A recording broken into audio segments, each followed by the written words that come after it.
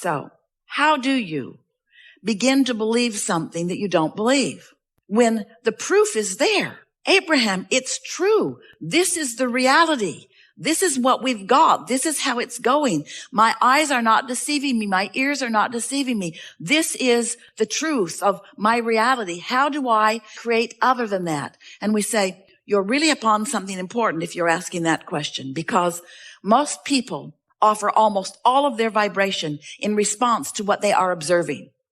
Esther would say to us in the beginning, but Abraham, it's true. It's true. Shouldn't I give my attention to what's true? Isn't that what I've been taught all of my life? And we say, we understand what you're going for here, Esther, but here's the thing. A thing is only true because someone has focused upon it until it became a reality.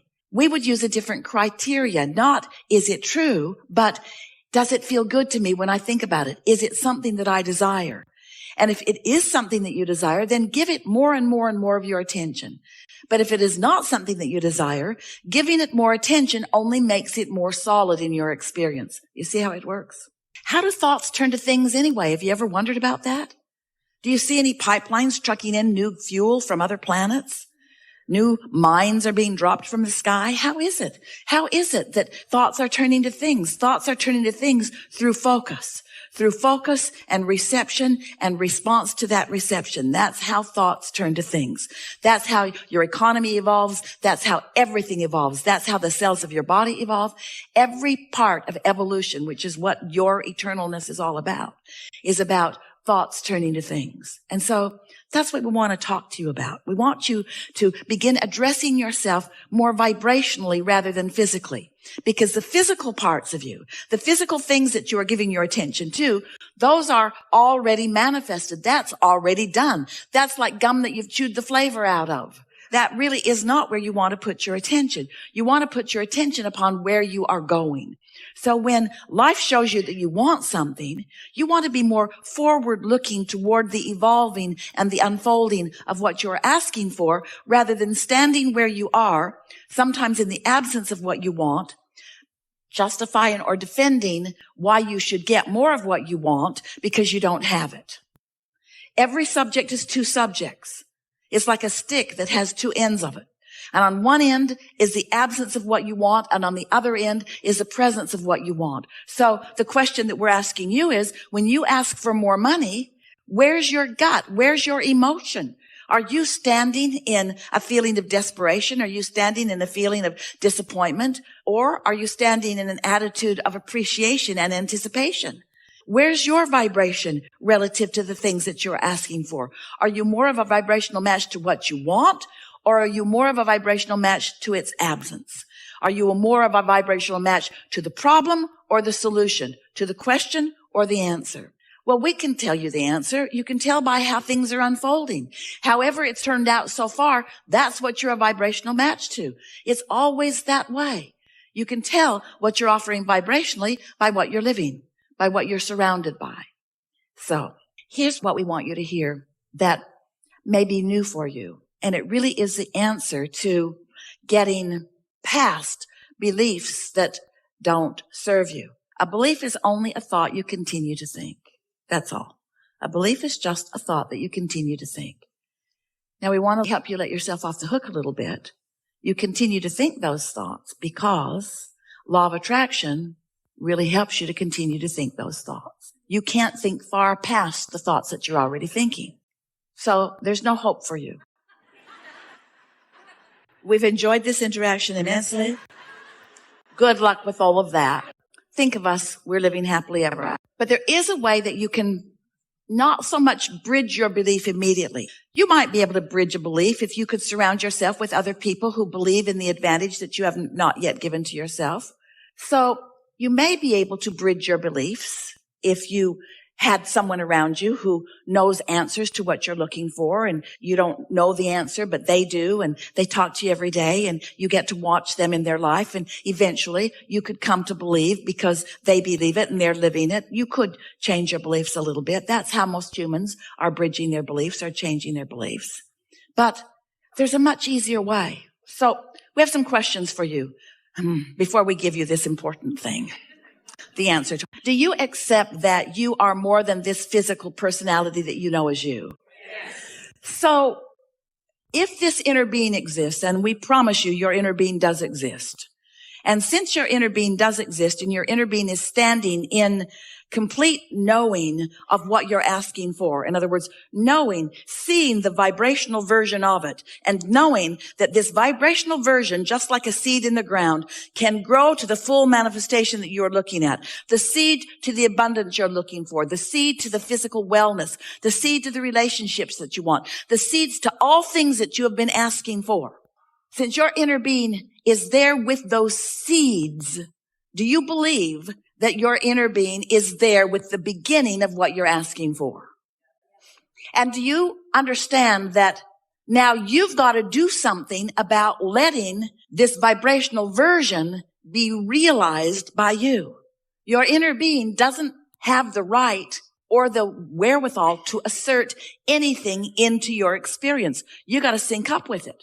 So you have to become a believer of the vibrational reality before the vibrational reality can come into your experience. We wrote a whole book about it, a couple of books about the vortex and about how everything you want is there. And so many of you followed us to a certain point, but it became annoying to you. All right, Abraham, I get it. Everything I want's in the vortex, and you want me over there at the doorway of my vortex so that I can get what's in there. But just tell me one thing, Abraham. How do I get the money out of the vortex and into the bank? Enough of this vibrational version already. I'm sort of sick of hearing about the vibrational version. I live in the real world. I want it to come out into the real world where it can be part of my manifestation. And we say it is already a manifestation, but feel the difference between a manifestation. A manifestation is whatever you're living and feeling in any moment, and every moment is a manifestation. But feel the difference between manifestation and your realization of it. Esther's pen was in her purse. It was there. But her realization of it wasn't. So it might as well have not been there because she didn't have hold of it. You see what we're getting at?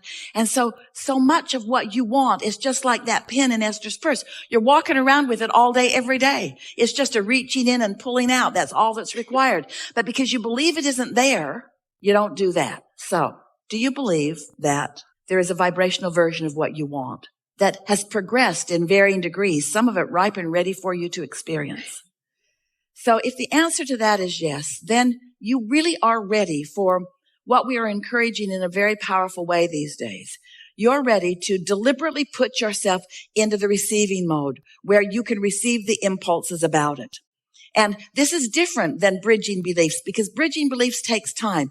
Bridging beliefs means you have to take hold of a belief that you've got that is in defiance of something that you want and make it no longer in defiance of something that you want. Have you ever talked to anyone?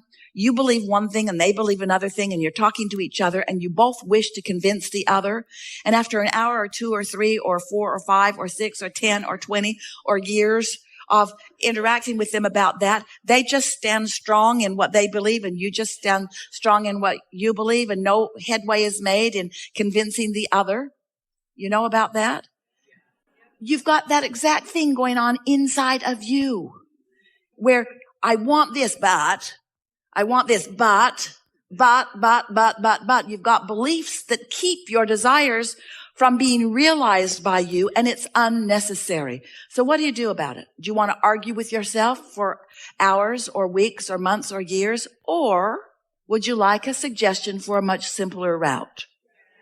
We thought you'd say that. When you quiet your mind, you stop all thought. And when you stop all thought, all beliefs, ooh, you're really going to like this. So we're going to start in a different place because we really want you to hear this. Imagine a cork floating on the water. And let's just say that this up here on this surface is alignment with your source, pure positive energy. Now you can hold that cork under the water, and let's call that negative emotion. Let's call that beliefs that don't serve you. But when you let go of it, it's going to bob right back up there to the surface. So when you meditate and you quiet your mind, you bob back up to the surface. And when you bob back up to the surface, when your vibration rises because you're not holding it down with things that your inner being knows are not true, when hatred and fear are disengaged and in their absence, you just move right back up into the natural love and pure positive energy that is you. That's what we call the receiving mode, which means now you are at the doorway of your vortex. Now, in that absence of contradictory beliefs, the beliefs of your inner being are dominant. In fact, they are only. When you meditate and quiet your mind and allow your vibration to rise, now you are only the frequency of your inner being. Now think about what we've been talking about already here today. So here's your inner being and this vibration, and here's you and this vibration, and everything you feel is about the mix of that. If you are in tune with your inner being, you feel wonderful. If you're not, you feel less wonderful to varying degrees, all the way over to awful. But when you meditate and quiet that part of your vibration and your vibration rises, now you are at the doorway of your vortex. Now you are in the receiving mode. Now what your inner being knows about everything, and what your inner being knows mostly about is you, now it is your knowledge too. And so now ideas begin to flow to you through your path of least resistance. So when you are in meditation, and a thought comes to you, that thought is a thought worth listening to, because it's not from this receptive mode of fear. It's from this receptive mode of knowing who you are, what you want, what's in your vortex, what's already been allowed by you to play out. Your inner being knows where you stand in relationship to everything you want and knows your path of least resistance to guide you to it. Isn't that nice? So you're at the doorway of your vortex, and you might not be ready yet to translate into words like Esther is doing here, but you'll receive impulses, maybe an impulse to do something or an impulse to call someone. But then you're going to get back into your day. And as you get back into your day and you start observing what's going on in your day, you're probably going to reintroduce more resistance back into your experience. So the closer to meditation, the more likely you are to more clearly receive the answers that you've been listening for. The further into the day you get, the more you're going to start behaving like you usually do. But can you feel how, after a few days of this or weeks of this or even years of this, where you quiet your mind and tune to the frequency of who you are, that you could become more guided by that broader perspective? Esther's been asking herself a lot. Now, she's been receiving us since 1985. That's a long time. And yet, even today, she will ask herself as a thought comes, because your receiver is always on, isn't it? As a thought comes, she will ask herself, where did that thought come from? Now, if the television's on, it's pretty obvious where the thought came from. But when she's just taking her walk, or when she's in the shower, or when she's moving about in her day and thoughts come as they do all day, she's been stopping and saying, where's that thought coming from? What receiving mode am I in? What train of thought led to that? Was I in the receiving mode of worrying about things, or was I in the receiving mode of appreciating things? And in time, you will come to realize that you have a very broad view helping you out. Some years ago, Jerry and Esther were in San Antonio. They live outside the city limits. And they'd gone into Bernie, the little town where they pick up their mail. And they couldn't get to the post office because there was a flood. The Cibolo Creek had overrun its banks and the post office was flooded. They couldn't get in. And so they went home and they immediately called their friends who live in San Antonio, which is downstream. And they own a ranch in San Antonio, 1,000 acres. And that Cibolo Creek runs right through their ranch. And Esther called and said, the Cibolo Creek is out of its banks up here. The post office is blocked off. We couldn't even get in. And it's headed your way. And so their friends were able to get the tractors out of the pastures and move the cattle and the horses out of the pasture. And as the creek made its way there in the next half hour or so, everything went well for them. And then Pat called and said, it sure is nice to have a friend upstream.